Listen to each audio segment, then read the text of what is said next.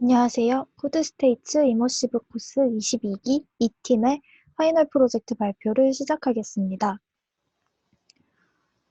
우선 저희 팀 소개를 해드리고 서비스 소개, 그리고 사용 스택 소개, 그 다음 서비스 시연 영상을 보여드린 후에 질의응답을 받는 차례로 진행을 하도록 하겠습니다. 저희 기지개 팀 이름의 뜻은 개발자가 되기 위한 기지개를 켜는 중이다 라는 뜻입니다.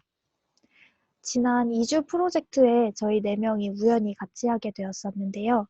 팀워크가 굉장히 잘 맞아서 파이널 프로젝트에서 한 번 더 같이 하고 싶다는 뜻을 전달하였고, 이렇게 한 번 더 같이 프로젝트를 진행하게 되었습니다. 우선 저는 팀장을 맡은 김호정이고요.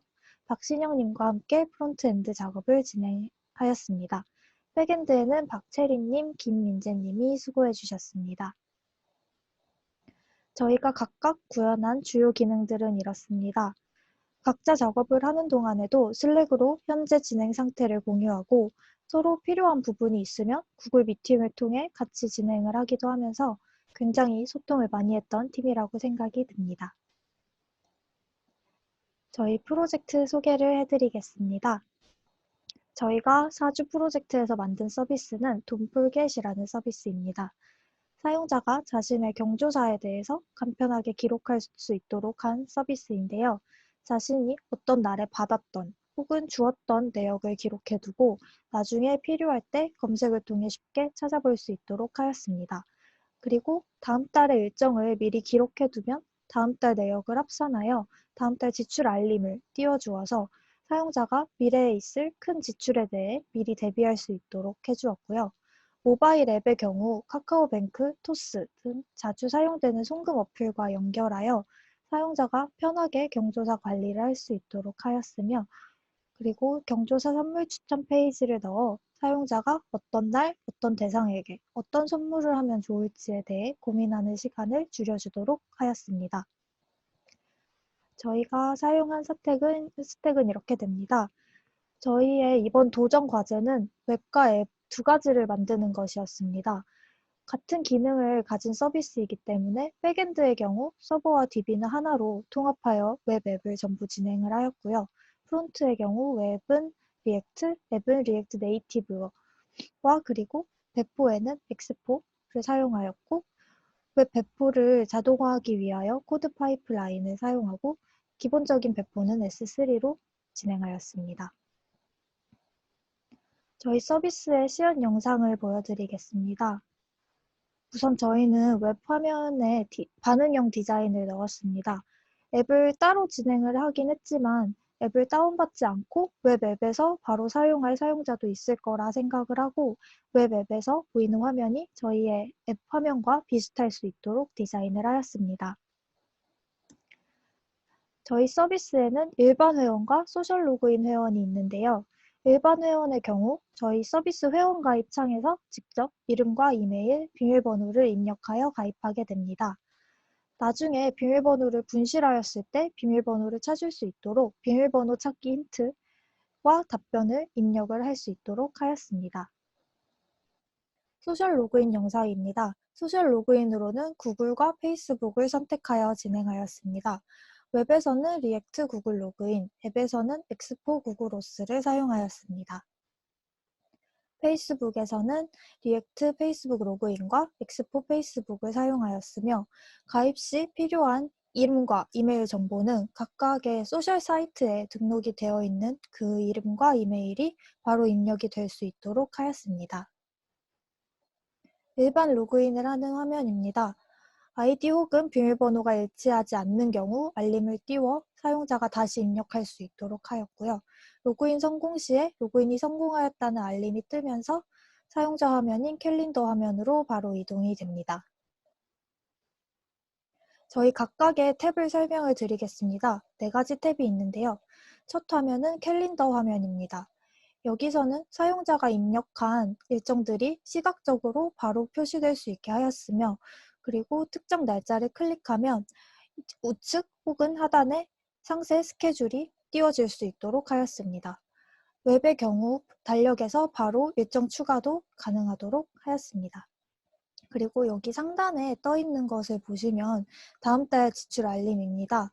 다음 달에 몇 개의 이벤트가 있고 얼마, 그리고 선물 몇 개가 지출될 것인지에 대해 사용자에게 알려주어서 조금 더 친절한 서비스가 될 수 있도록 하였습니다. 다음 탭은 경조사 목록, 리스트 화면입니다. 사용자가 입력한 모든 스케줄을 확인할 수 있고요. 그리고 상단의 검색 탭을 이용하여 사람 이름 혹은 경조사 타입으로 검색을 할 수 있습니다. 그리고 일정 추가가 가능한데요. 일정 추가하는 모습을 보시면 기브인지 테이크인지를 설정할 수 있고 날짜와 대상의 이름, 경조사 종류, 주고받은 내역 이렇게 기록할 수 있도록 하였습니다. 스케줄에서 바로 수정 혹은 삭제도 가능하고요. 여기 수정할 때는 바로 입력했던 정보가 바로 띄워져 있도록 해서 수정을 더욱더 간편하게 할 수 있고, 그리고 이쪽에 있는 버튼을 이용해서 카카오뱅크, 토스, 우리은행, 신한은행 등으로의 연결도 가능합니다. 그리고 추천 선물 페이지입니다. 네이버 쇼핑 API를 이용하여 검색이 되도록 하였습니다. 몇 가지의 태그를 미리 준비하여 사용자가 어떤 것을 검색하면 좋을지에 대한 약간의 가이드도 주었고요. 또 카카오 이모티콘 순위 태그가 있는데요. 카카오 실시간 인기 이모티콘 10가지의 정보를 가져와서 보여주게 됩니다.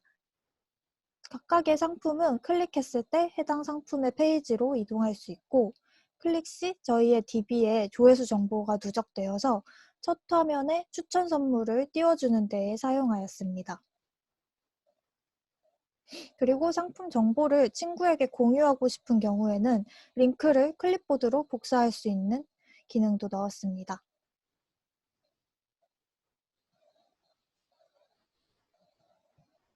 마지막으로 마이 페이지 탭인데요. 사용자가 입력한 지출 정보들을 기록해서 그래프로 시각적으로 보여줄 수 있도록 하였습니다. 이름 변경과 비밀번호 변경도 가능하고요. 그리고 경조사 기록을 저장하는 기능을 만들었는데요. 웹의 경우 바로 다운로드 폴더로 엑셀, CSV 파일이 저장이 되고, 앱의 경우 등록된 이메일로 경조사 정보를 보내주도록 하였습니다.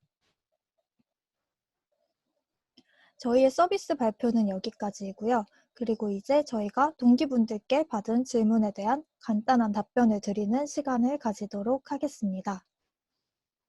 우선 첫 번째 질문은 유저가 동일한 상품을 조회했을 때 조회수가 계속 증가가 되는지 궁금합니다.